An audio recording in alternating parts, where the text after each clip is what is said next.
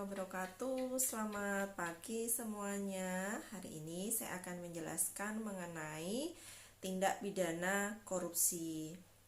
Nah, apa aja yang menjadi bahasan kita kali ini? Yang pertama, kita akan bahas mengenai definisi korupsi ya secara umum dan juga menurut Undang-Undang Nomor 31 Tahun 99 junto Undang-Undang Nomor 20 Tahun 2001 tentang pemberantasan tindak pidana korupsi. Kemudian yang kedua, kita akan membahas mengenai jenis-jenis korupsi atau tipologi korupsi. Kemudian kita akan membahas tentang faktor-faktor penyebab korupsi. Selanjutnya tentang strategi dalam pemberantasan korupsi, serta yang terakhir adalah mengenai jenis dan sanksi-sanksi terhadap pelaku korupsi. Oke, kita akan bahas yang pertama, yaitu pengertian tindak pidana korupsi. Apa sih korupsi itu? Nah, korupsi ini adalah tindakan pejabat publik, baik politisi maupun pegawai negeri, serta pihak lain yang terlibat di dalamnya yang secara tidak wajar atau tidak legal menyalahgunakan kepercayaan publik yang dikuasakan kepada mereka untuk mendapatkan keuntungan secara sepihak. Tadi ada pejabat publik, politisi. Politisi ini siapa? Saya contohkan adalah anggota DPR, anggota DPRD ya. Kemudian kalau pegawai negeri jelas, kalau sekarang istilahnya ASN, aparatur sipil negara, serta pihak lain. Nah, pihak lain ini siapa? Ini bisa swasta, misalnya kontraktor ya, atau pemenang-pemenang tender seperti itu. Oke, untuk definisi korupsi selanjutnya, ini menurut Undang-Undang Nomor 31 Tahun 99 tentang pemberantasan tindak pidana korupsi. Nah, korupsi sendiri menurut undang-undang ini apa sih bunyinya? Nah, di sini berbunyi setiap orang yang dikategorikan melawan hukum, melakukan perbuatan memperkaya diri sendiri, menguntungkan diri sendiri atau orang lain atau suatu korporasi, menyalahgunakan kewenangan maupun kesempatan atau sarana yang ada padanya karena jabatan atau kedudukan yang dapat merugikan keuangan negara atau perekonomian negara. Ya, jadi di sini unsur-unsurnya ya. Yang pertama, unsurnya ada perbuatan melawan hukum. Ya, berarti dia kan melakukannya secara tidak legal atau ilegal gitu ya. Kemudian ada penyalahgunaan kewenangan. Ya, misalnya dia pejabat menyalahgunakan kewenangannya. Kemudian ada kesempatan. Kemudian ada sarana, kemudian memperkaya diri sendiri, orang lain atau korporasi, serta yang paling utama adalah merugikan keuangan atau perekonomian negara. Oke, selanjutnya tipologi korupsi. Jadi macam-macam korupsi menurut Hussein Alatas itu ada 7. Yang pertama adalah korupsi transaktif. Nah, ini definisinya apa? Nah, korupsi transaktif ini yaitu korupsi yang menunjukkan adanya kesepakatan ya antara dua belah pihak yang memberi dan menerima demi keuntungan bersama, di mana kedua pihak sama-sama aktif menjalankan tindak pidana korupsi. Jadi kedua pihak antara pemberi uang dan penerima uang itu sepakat ya. Kemudian yang kedua, korupsi eksortif, yaitu korupsi yang menyertakan bentuk-bentuk koersi tertentu di mana pihak pemberi dipaksa untuk menyuap agar tidak membahayakan diri, kepentingan orang-orangnya atau dalam hal lain yang dihargainya. Kemudian yang ketiga adalah korupsi investif. Nah, ini melibatkan penawaran barang atau jasa tanpa adanya pertalian langsung dengan keuntungan tertentu yang diperoleh pemberi selain keuntungan yang diharapkan akan diperoleh di masa yang akan datang. Kemudian yang keempat adalah korupsi nepotistik. Ya, ini berupa pemberian atau perlakuan khusus pada teman atau yang mempunyai kedekatan hubungan dalam rangka menduduki jabatan publik. Kemudian yang kelima, korupsi audigenik. Nah, di sini korupsi yang dilakukan individu karena memiliki kesempatan untuk memperoleh keuntungan dari pengetahuan dan pemahamannya atas sesuatu yang diketahuinya sendiri. Kemudian yang keenam, korupsi suportif. Ini korupsi yang memicu penciptaan suasana yang kondusif untuk melindungi atau mempertahankan tindak korupsi. Kemudian yang terakhir, korupsi defensif. Ini tindak pidana korupsi yang terpaksa dilakukan dalam rangka mempertahankan diri dari pemerasan. Itu tipologi korupsi menurut Hussein Alatas. Sedangkan menurut Undang-Undang Nomor 31 Tahun 99, Junto Undang-Undang Nomor 20 Tahun 2001, ya di sini ada pengelompokan jenis korupsi. Ya, ada 33 jenis tindakan yang dikelompokkan menjadi 7 jenis korupsi. Apa aja? Oke, yang pertama yaitu korupsi yang terkait dengan merugikan keuangan negara. Nah, merugikan keuangan negara ini ada dua, yaitu mencari keuntungan dengan cara melawan hukum.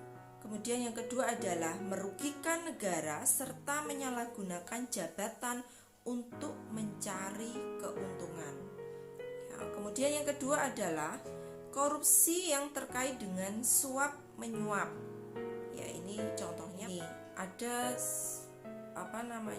pejabat yang terkena kasus gitu kan, kemudian diadili di muka persidangan, kemudian dia menyuap hakimnya seperti itu. Nah, ini pernah terjadi di Sumatera Utara ya, di Medan. Jadi waktu itu gubernurnya waktu itu melakukan korupsi dana bansos, bantuan sosial dikorupsi. Dia sama istrinya juga terlibat. Kemudian ya, dia berusaha menyuap hakim ya. Kemudian panitera juga kena ya, pengacaranya waktu itu OC Kaligis itu juga ini juga kena juga ya, karena memang mereka beristilahnya berkonspirasi gitu ya untuk menyuap hakim gitu. Jadi semuanya sekarang masuk penjara. Kemudian nomor 3, korupsi yang terkait dengan penggelapan dalam jabatan. Nah, penggelapan dalam jabatan ini contohnya apa sih? Ya, menggelapkan laporan keuangan, kemudian menghilangkan barang bukti atau membiarkan orang lain menghancurkan barang bukti dengan tujuan apa? Dengan tujuan merugikan negara atau menguntungkan diri sendiri. Kemudian yang keempat, korupsi yang terkait dengan pemerasan. Jadi misalnya memaksa seseorang itu memberikan sesuatu, kemudian membayar sesuatu, atau misalnya memberikan diskon seperti itu. Kemudian jadi hati-hati ya, kalau misalnya minta diskon besar itu bisa termasuk memeras. Kemudian korupsi yang terkait dengan perbuatan curang. Nah, ini biasanya dilakukan oleh siapa? Ya, dilakukan oleh pemborong. Kemudian keenam, korupsi yang terkait dengan benturan kepentingan dalam pengadaan. Ya, ini contohnya apa sih? Oke, pengadaan. Nah, di sini biasanya tujuannya kan, kalau pengadaan ini kan menghadirkan barang ya atau jasa yang dibutuhkan oleh sebuah instansi. Nah, kemudian orang yang ditunjuk untuk pengadaan melalui proses seleksi atau kita kenal dengan nama tender. Nah, tender ini kan dilakukan dengan bersih dan jujur. Kemudian pihak yang menyeleksi ya, ini biasanya memiliki integritas yang dan kompetensi yang bagus ya. Nah, pihak yang menyeleksi ini tidak boleh ikut serta dalam tender ya. Kemudian yang ketujuh adalah korupsi yang terkait dengan gratifikasi. Ini contohnya apa? Misalnya uang, kemudian tiket pesawat ya untuk liburan, kemudian juga apalagi ya,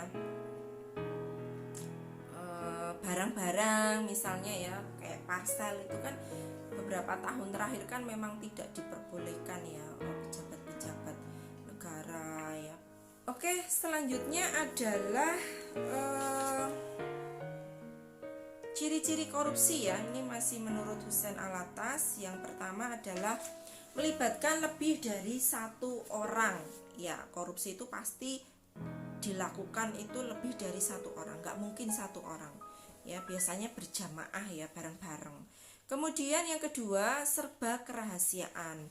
Ya, pastinya iya, karena korupsi itu kan sama aja dengan mencuri. Ya, masa bilang-bilang kalau mau korupsi gitu kan, pastinya ya ngumpet-ngumpet ya, rahasia gitu. Kemudian yang ketiga, melibatkan elemen perizinan dan keuntungan timbal balik. Ya, ini misalnya apa? Misalnya ini apa, melibatkan kalau misalnya korupsi masalah ini ya, tanah negara gitu. Nah ini biasanya melibatkan instansi BPN, kemudian melibatkan instansi apa, IMB, dinas perizinan ya, untuk mendirikan bangunan, izin mendirikan bangunan seperti itu. Kemudian selanjutnya selalu berusaha menyembunyikan perbuatan atau maksud tertentu di balik kebenaran. Kemudian koruptor menginginkan keputusan yang tegas dan memiliki pengaruh. Kemudian setiap tindak korupsi adalah pengkhianatan kepercayaan. Kemudian tindakan korupsi mengundang penipuan yang dilakukan oleh badan hukum publik dan masyarakat umum. Serta yang terakhir, setiap bentuk korupsi itu melibatkan fungsi ganda yang kontradiktif dari koruptor itu sendiri. Oke, selanjutnya adalah faktor-faktor penyebab tindak pidana korupsi. Ini faktornya banyak sekali. Di antaranya apa? Ketiadaan dan kelemahan pemimpin. Nah, jadi pemimpin ini kurang tegas atau kurang mampu ya dalam menjalankan tugas serta tanggung jawabnya. Nah, ini menjadikan seseorang itu punya kesempatan ya untuk melakukan korupsi. Kemudian kelemahan pengajaran agama dan etika. Kemudian kolonialisme, ya, pemerintahan asing tidak menggugah kesetiaan dan kepatuhan yang diperlukan untuk membendung korupsi. Kemudian kurangnya komitmen pendidikan. Ya, jadi kita tahu koruptor-koruptor itu kan rata-rata pendidikannya tinggi ya. Jadi mereka itu pendidikan tinggi tetapi kok tidak ini perilakunya itu tidak mencerminkan bahwa mereka itu berpendidikan tinggi ya. Seperti saya contohkan Angelina Sonda itu kan S2 di Australia, tetapi dia melakukan korupsi. Berarti kan di sini nggak ada komitmen ya terhadap pendidikannya yang tinggi seperti itu. Kemudian yang terakhir, tidak adanya tindakan hukum yang tegas ya, kurang tegas. Nah, misalnya di undang-undang kita ini kan sudah diatur ya mengenai hukuman mati bagi koruptor, tetapi selama ini belum pernah dijatuhkan gitu, hanya maksimal itu seumur hidup. Itu pun juga baru satu orang yang saya tahu, yaitu Akhil Muchtar ya, mantan ketua Mahkamah Konstitusi di Indonesia. Nah, untuk selanjutnya faktor-faktor penyebab korupsi menurut Jack Bologna ya, yang dikenal dengan nama GONE Theory. GONE itu GONE ada 4 ya. Yang pertama greeds, kemudian opportunities, kemudian yang ketiga adalah needs, yang keempat adalah exposure. Oke, yang pertama adalah greeds. Greeds yaitu keserakahan. Nah, kita tahu bahwa yang melakukan kejahatan korupsi, ya, korupsi ini kan termasuk kejahatan apa ya, kerah putih ya, white collar crime gitu kan, dilakukan oleh orang-orang yang berdasi gitu ya. Nah, rata-rata kan mereka itu kan gajinya sudah tinggi. Kita contohkan saja seperti anggota DPR. Anggota DPR itu kan 1 bulan itu kurang lebih dapat sekitar 50 jutaan ya. Tetapi kenapa kok mereka masih korupsi? Berarti kan di sini ada keserakahan gitu ya. Selanjutnya yang kedua adalah opportunities ya, kesempatan ya. Jadi di sini masih ingat ya Bang Napi bahwa kejahatan itu tidak hanya karena ada niat, tetapi karena ada kesempatan. Jadi waspadalah. Jadi misalnya sebenarnya dia nggak ada niat korupsi ya, tetapi kok misal pimpinannya ini kok tidak tegas, tidak pernah minta laporan, minta apa namanya, tidak pernah ngecek laporan keuangan. Nah ini kan berarti ada kesempatan ya untuk si pelaku ini melakukan korupsi. Kemudian yang ketiga adalah needs, kebutuhan ya. Sebenarnya ini kalau saya bilang itu bukan kebutuhan ya, tetapi lebih kepada apa, gaya hidup gitu. Kalau orang punya gaji 5 juta ya, kalau hanya untuk kebutuhan makan ya, kemudian misal bayar kontrakan atau bayar sewa rumah, kemudian untuk kebutuhan sehari-hari ya, pas insya Allah cukup ya. Tetapi kalau sudah ke gaya hidup ya, mau gaji 100 juta juga tidak akan cukup gitu loh ya. Misal makan harus ke kafe, baju harus yang branded ya, mobil yang harus yang edisi terbaru, HP yang edisi terbaru. Nah itu kan gaya hidup, pastinya mau 100 juta ya atau lebih itu pastinya nggak cukup. Oke, kemudian yang terakhir adalah exposure. Nah, exposure ini berkaitan dengan sanksi ya, sanksi yang dijatuhkan. Jadi kenapa kok banyak pelaku korupsi gitu? Kenapa kok korupsi kok tidak berhenti, tapi kok malah terus semakin menjadi-jadi ya? Karena sanksi yang dijatuhkan itu kurang berat ya. Makanya orang, lah saya korupsi 1M hukumannya misal cuman 5 tahun ya, misal uangnya itu udah dicuci ya, dalam artian apa namanya, money laundering ya, dicuci, di apa namanya, dibelikan dalam bentuk aset-aset, misal tanah, mobil, rumah, atau saham atau asuransi seperti itu. Jadi bagi mereka nggak masalah di penjara 5 tahun, tapi saya sudah kaya raya seperti itu. Oke, selanjutnya adalah pencegahan dan strategi pemberantasan korupsi. Ini ada 3. Yang pertama adalah strategi preventif, yang kedua adalah strategi deduktif, dan yang ketiga adalah strategi represif. Oke, yang pertama adalah strategi preventif. Prevent berarti mencegah. Nah, strategi ini dibuat dan dilaksanakan dengan diarahkan pada hal-hal yang menjadi penyebab timbulnya korupsi. Nah, contohnya apa sih strategi preventif ini? Hanya misalnya dengan membuat peraturan yang tegas ya, undang-undang yang tegas. Kemudian yang kedua adalah dengan ini memberikan apa, program pemerintah ya, memberikan remunerasi gitu. Itu kan salah satu upaya untuk mengurangi korupsi ya. Kemudian juga memberikan pendidikan tentang korupsi di ini ya, di usia dini ya. Jadi dari mulai TK gitu kan, SD itu sudah diberikan pendidikan tentang atau pengetahuan tentang korupsi, misal bikin kantin kejujuran seperti itu. Kemudian yang kedua adalah strategi deduktif. Nah, strategi ini dibuat dan dilaksanakan terutama dengan diarahkan agar apabila suatu korupsi terlanjur terjadi, maka perbuatan tersebut akan dapat diketahui dalam waktu yang sesingkat-singkatnya dan seakurat-akuratnya.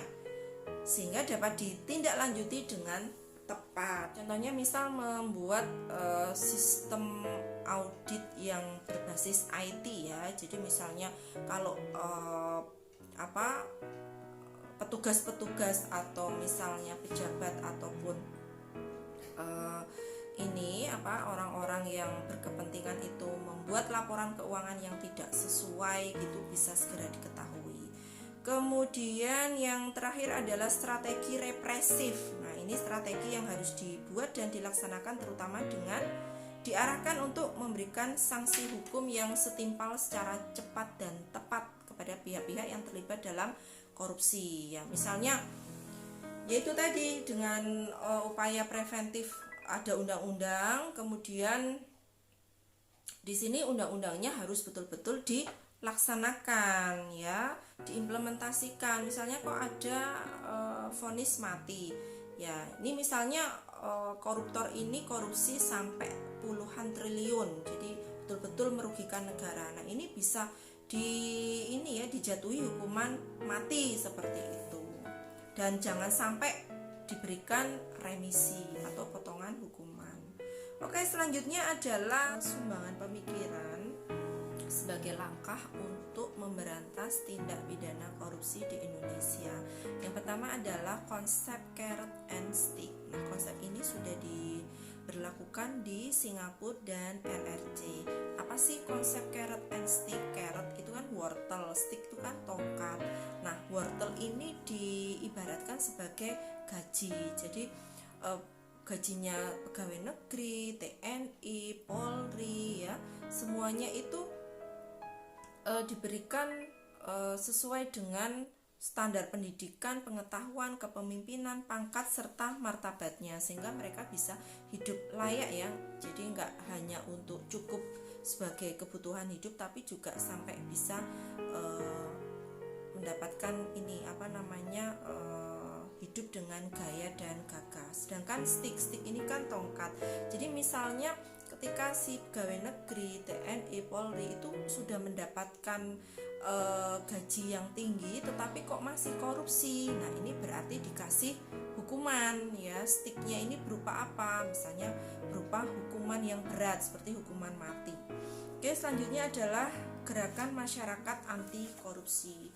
Nah, ini perlu tekanan yang kuat dari masyarakat luas. Nah, ini bisa berupa tekanan-tekanan dari LSM, kemudian juga dari ormas-ormas ya, ormas Islam seperti NU, Muhammadiyah ataupun ormas yang lain. Kemudian juga adanya ICW, Indonesian Corruption Watch ya.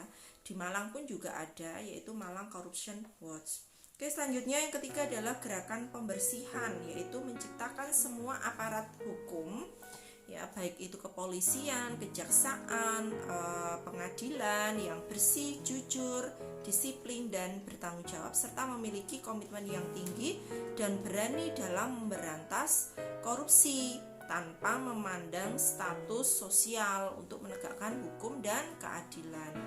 Yang keempat adalah gerakan moral yang secara terus-menerus disosialisasikan ya, bahwa korupsi ini adalah kejahatan yang besar bagi kemanusiaan dan melanggar harkat dan martabat manusia.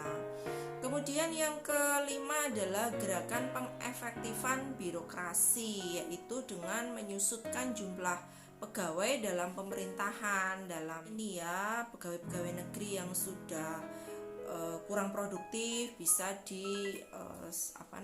disarankan untuk mengajukan pensiun dini seperti itu.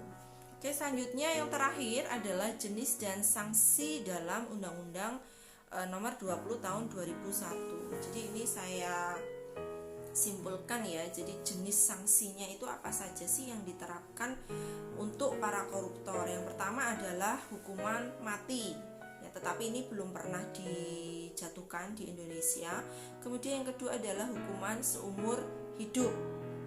Ya, ini masih ada perdebatan ya, seumur hidup ini seumur hidup si koruptor sampai mati ya, di mana di penjara, atau sejumlah umurnya koruptor ketika divonis gitu.